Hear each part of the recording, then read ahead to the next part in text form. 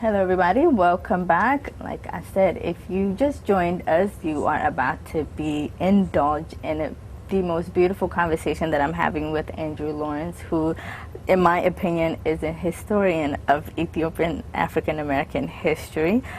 Before we went to commercial, we were talking about John C. Robinson, but there's so much to talk about that I feel like we're not going to have enough time.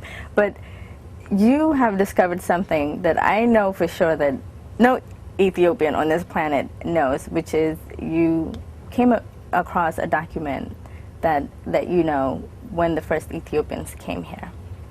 Can you tell me a little bit about that and how you came across it? Yes, well, before I mention this document, which talks about Ethiopians who came here 100 years ago, I want to talk about Ethiopians who came 200 years ago. And that was the seafarers who happened to be in New York. They were merchant marines. They were in New York City, and the African American community opened themselves up and said, hey, would you like to come to church with us? And because they were Christian, and they said, sure, we would love to. They went to church, and unfortunately, when they noticed that there were seats in the first floor, the African Americans said, no, we have to sit upstairs in the balcony. And they simply asked, well, why is that? There's seats here. No, this is America, and it's segregated. The blacks sit upstairs and the whites sit downstairs. Well, the Ethiopians were shocked to hear this and said, this is totally unacceptable. This is God's house. Can you be segregated? And they told them, you guys really need to start your own church and not have to put up with this. And they said, of course, you're absolutely right. Why are we putting up with this? And they started what is now famously known as, in Harlem's Abyssinian Baptist Church in New York. And that was 1808 that was established. And they called it Abyssinian because of the Ethiopians who got them thinking about it. And the wonderful thing was when Emperor Haile Selassie came in 1954, he visited the church and brought a lalabella cross to the church. The church just recently went back after 200 years in 2008, and about 150 of them went to Ethiopia and actually started a foundation to help farmers and things, and tried to connect those bonds back up. It's a wonderful story. But I've been doing research, and I ran across this very interesting tidbit of information, which started out as simply United States National Park Service. They handle all the parks, Yellowstone and all, and they have a calendar they put out every year. And in 2006, one of the, I think it was April 2006, the page on the calendar was a photo taken by one of the registers at Ellis Island in New York, where all the immigrants come in through Ellis Island. They get checked out medically and move into the United States. At that time, millions of Irish, Italian people were immigrating to the United States. And he would take pictures, the register on the side would take pictures if they had to stay overnight because their agent hadn't picked them up or they had a medical issue. So he was just taking photos of them. Well, now, years later, someone decided to do an exhibition of those photos, and this photo ended up in the calendar. And when I saw it, I was stunned because not only I was surprised to have heard Africans in New York City, Ellis Island, like some, Europeans come in, but they were Ethiopian. And not only were they Ethiopian, but they're not the highland Ethiopian. They were the southern Ethiopian. And after a little research, I was able to know that they were the Barana nation in southern Ethiopia. They're very distinct, you would notice right away by the dress and the style of hair. And so I could not believe, what were these? I feel like it was published by mistake. Exactly. There had to be some story, incredible story behind this, because they would have had to, just to get to the coast, to have gotten on a ship, and then now what? The mothers, the children, with that, the whole family. That is almost an entire tribe. Exactly. I could almost say that if me and you were to go to my father's side of the family, that you would see those same exact people. They're very distinct, and very much. Do you think that you stumbling across something like that is published in the calendar just to highlight the people that came here would give an insinuation of maybe Ethiopians also came here as slaves. Yes, oh, absolutely. There was trade going on around the world. Of course, you had Ethiopians who were taken into the Arab countries. That was a whole slave trade that was go right through Africa. And those people went all over the world. And who knows where and how, and I'm not surprised about things anymore. I've found so many things. Quite shocked because I did not. I mean, I knew you would come with a lot of information, but that was not one that I was expecting. Now? Exactly. I mean, what did they eat?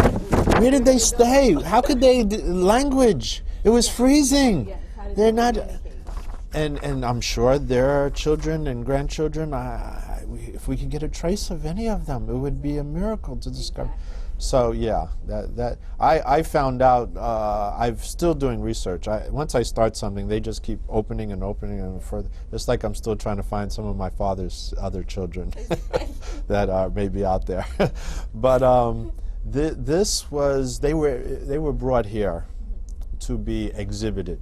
Back then, circuses, P.T. Barnum, exhibitions, museums, they were exotic thing to take around because Americans hadn't seen a whole lot. And they'd go to small towns where this was so fascinating to them to see these Africans, you know. And so I'm sure that they weren't treated very well, and I'm sure it was a very rough life to have lived. But I'd like to think that they all survived somehow, just as we talked about African Americans surviving. Africans can survive in a lot of places. They've always survived. We've never heard of them exterminated. We never heard of Trail of Tears for African Americans. They seem to keep going. And so, you know, I'm actually elated to learn something like this because that opens up a wall of, you know, that has been a dividing wall between us and African Americans. This could open up a dialogue that says, who knows, you know, your blood might be directly connected to mine, and we're too busy hating one another because we're being misinformed prior to coming to America of how negative your community is. You're being misinformed that I don't have any training, I'm not civilized, I come straight from the jungle. But what do you think that people like me and you who are very engaged in our communities, what is the step that we need to take to bring the two to sit at one table and tell each other what I know about you, you about me, and then say, okay, you know what, we need to take XYZ steps and just become one big puzzle so we could be one big community and fight for the same thing that we both benefit from. Yes, well, first of all, we need to know the history. We need to understand that when African Americans find out that we had a Mulatu Estake jamming with Duke Ellington and jazz, and when they see Mahmoud Ahmed and Tilahun and all the bands, the big bands, the musicians, Alamayu, Ashete Alamayu, and so many of them, and they see their style and how they were influenced by the music and the dance, they would just be shocked because they have no idea how they were embraced. The music, the soul, the feeling was there. It's an African thing. And so those kind of things that they could relate to, you know. As far as real programming things, I was listening to the radio the other day, black radio, and the guy got on, and someone had said something negative about Africans. He said, look, I know this woman, she has a hot dog stand downtown D.C. I know she didn't come here with no money. I know the Koreans might have come here with some money, but them Ethiopians are starving over there. I know she didn't have it. And she had that hot dog stand, and she was out there in the cold every day. I saw her, guess what? She just bought a house. And, you know, he was saying, maybe we can learn something from someone like that, you know, instead of trying to compete and put down. Maybe they can teach us a little something. And then, of course, Ethiopians should learn and say, hey, maybe you can teach each other.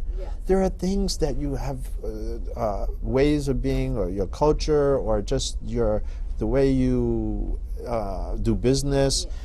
You can help each other and define those connections and you know, celebrate them. Yes, I totally agree.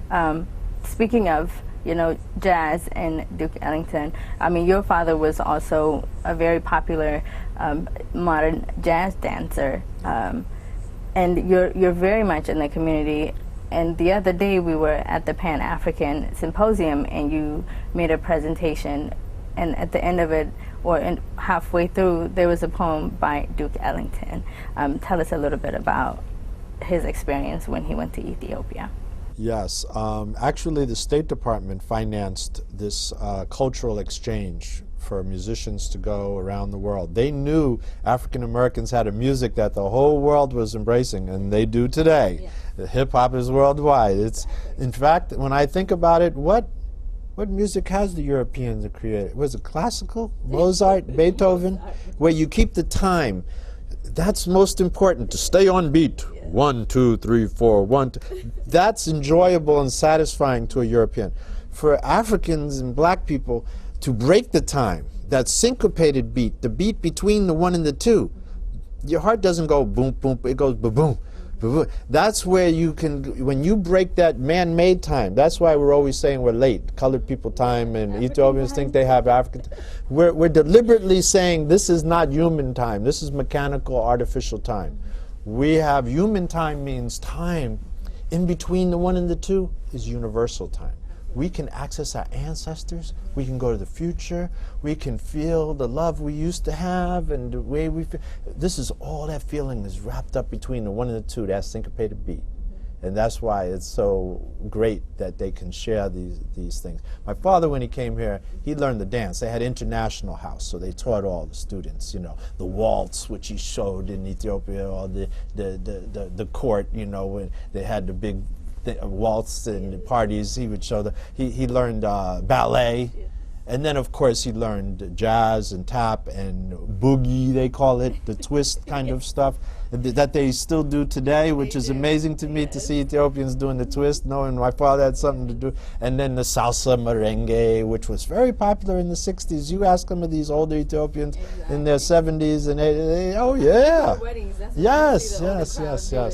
I know that, and they ask me, of course, can you do like your father? No, I take, again, the time. It's a circle. It's not a straight line, like, you know. And so I tried to learn the traditional dances, Garaginya, Tiginya, Walaita, and I try to take it back to the Ethiopian culture. Okay, that's amazing. And when we come back, we're going to discuss exactly what you are doing personally for Ethiopia. Don't go anywhere. We'll be right back.